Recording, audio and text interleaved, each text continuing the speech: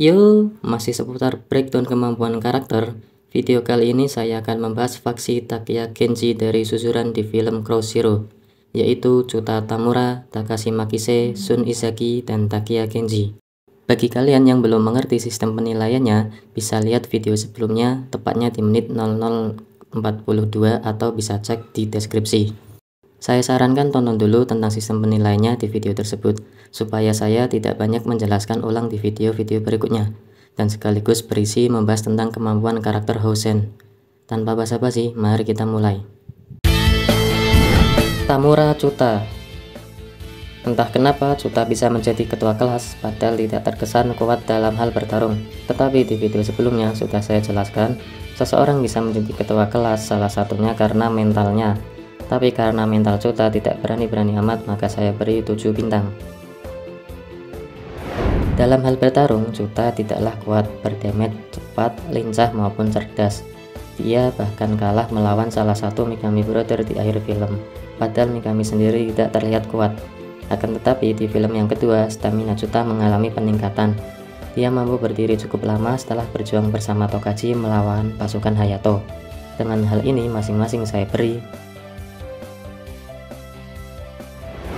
Walau dia menjadi ketua kelas sebelum bergabung dengan GPS dan bertarung bersama Genji dan kawan-kawan, dari melihat gaya bertarungnya, Chuta tidak terkesan memiliki pengalaman bertarung, hanya modal mental dan gelut asal-asalan.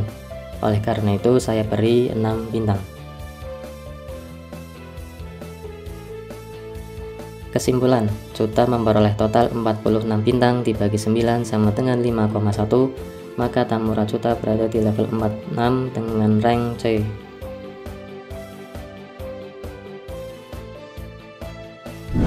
Takashi Makise. Keras kepala dan tidak mudah ditaklukkan adalah tipe petarung seorang Makise. Yaps, jurus andalannya pun menggunakan kepala dan berdamage kuat untuk para kroco. Makise juga sudah kalah berkali-kali melawan Serizawa, tapi dia tidak menyerah dan enggan bergabung dengannya. Tidak cepat, gampang dipukul, dan tidak terlihat memiliki battle IQ yang baik, maka masing-masing poin saya beri. Karena tidak mudah takluk dan tidak gampang menyerah, seringkali musuh merasa kewalahan melawannya. Narumi 2 kali bertarung melawannya, dan sudah memberikan serangan ulti, serta mengerahkan segala kemampuannya. Tetapi Makise masih terus bangkit walau akhirnya tumbang. Bahkan Genji kaget dan tak percaya orang seperti Makise bisa dikalahkan. Hal ini mengindikasikan bahwa Makise memiliki defense dan stamina yang baik, maka saya beri. Memiliki wajah bengis, wajar bila Makise memiliki mental yang berani. Tentu saja, sebagai ketua kelas memang sudah seharusnya. Dia bahkan tidak takut harus berhadapan dengan siapa saja, kecuali Rindaman. Sebagai seorang pemberani, tentu hal tersebut terbentuk dari pengalaman-pengalaman bertarungnya. Sering dikalahkan oleh Serizawa, merasa imbang dengan Izaki, dan bersikap siap bertarung kapan saja, bukti bahwa Makise memiliki pengalaman. Karena masih ada pengecualian, maka saya beri masing-masing 8 bintang. Kesimpulan, Makise memperoleh total 59 bintang dibagi 9 sama dengan 6,5, maka Takashi Makise berada di level 59 dengan rank B.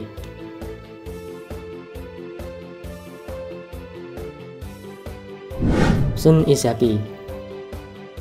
Gaya bertarung Izaki sangat simpel, mengkombinasikan power, kecepatan, dan stamina membuat Izaki memiliki stat yang teratur dengan baik. Seperti apa maksudnya? Jadi, Izaki memahami bahwa staminanya tidak terlalu banyak. Dia menggunakan serangannya sesuai kebutuhan. Jika harus menyerang, maka dia akan menyerang. Jika tidak perlu berkelahi, maka tidak akan berkelahi. Jika harus menggunakan kecepatan dan kelincahan, maka akan digunakan. Sampai batas waktu stamina akan habis, dia akan memberikan pukulan terakhirnya dengan ulti uppercut pada lawannya, sehingga terbentuk battle IQ yang baik pula. Bukti lain ada pada adegan Izaki melawan Serizawa. Pada saat itu GPS dalam keadaan putus asa. Karena kurang pasukan, Izaki mendatangi Serizawa untuk bertarung dengan syarat jika bisa mengalahkannya, maka pasukannya harus membantu GPS. Jika kalian perhatikan, Izaki sangat terburu-buru ingin mengalahkan Serizawa, sehingga banyak stamina yang tidak terkontrol dengan baik. Bahkan Serizawa tetap tenang dan menguasai pertarungan hingga Izaki terkena ulti, dan akhirnya kalah. Dengan ini masing-masing poin saya beri. Dikenal sebagai salah satu karakter kuat dan menjadi ketua kelas, patut jika Izaki memiliki defense dan mental yang kuat.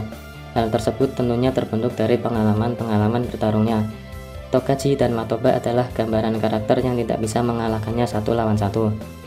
Padahal baik Togachi maupun Matoba sama-sama orang terkuat kedua dari masing-masing faksi. Togachi bersama Serizawa, Matoba bersama Narumi. Dengan ini Izaki saya beri masing-masing poin adalah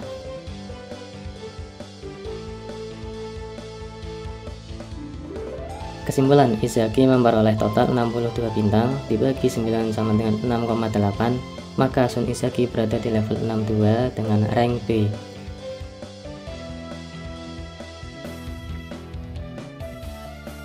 Takia Genji. Jika melawan Kroco, mungkin powernya top ya, karena bisa terhempas sangat jauh. Tetapi pas lawan Rindaman tidak banyak terhempas. Namun jika lawannya setara, powernya Genji berada di level standar.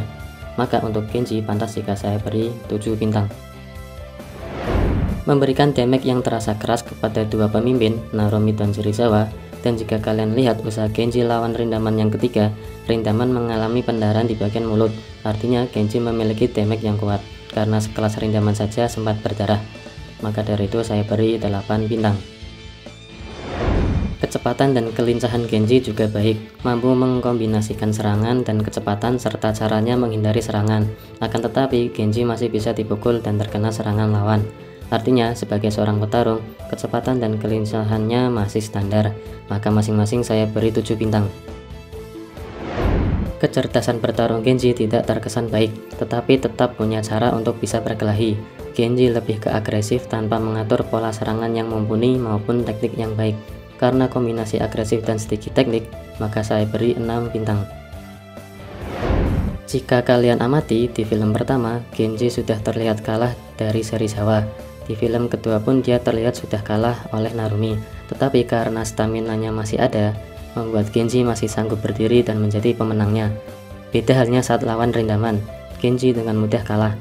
Tentu saja karena level Rindaman di atas rata-rata. Karena Genji masuk dalam rata-rata standar, untuk defense saya beri 7 bintang dan untuk stamina-nya 8 bintang. Sebagai anak bos mafia, Genji tidak sedikit pun mengambil keuntungan untuk dirinya. Mentalnya memang terbentuk dengan sendirinya tanpa mendapat backingan dari status ayahnya.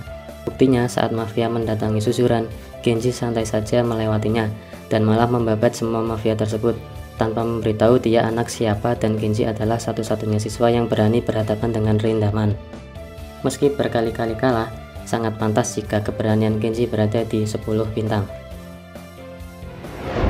Pertarungan Genji dengan Rindaman adalah penjelasan detail tentang pengalaman bertarung seseorang.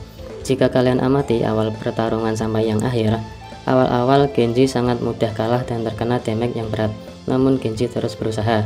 Pertarungan demi pertarungan, sedikit demi sedikit, Genji berhasil memberikan damage ke Rindaman dan menganalisis gaya bertarungnya.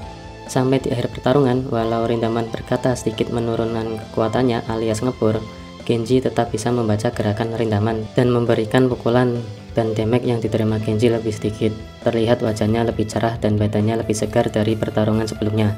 Dengan pengalaman inilah Genji percaya diri akan bisa mengalahkan karakter sekuat Rindaman dan setaranya. Kata lain, pengalaman itu artinya bisa mengatasi masalah yang pernah dihadapi, ataupun sanggup untuk tidak melakukan kesalahan yang sama. Maka untuk poin experience Genji, saya beri 9 bintang. Kesimpulan, Genji memperoleh total 69 dibagi 9 sama dengan 7,6, maka Takia Genji berada di level 69 dengan rank A.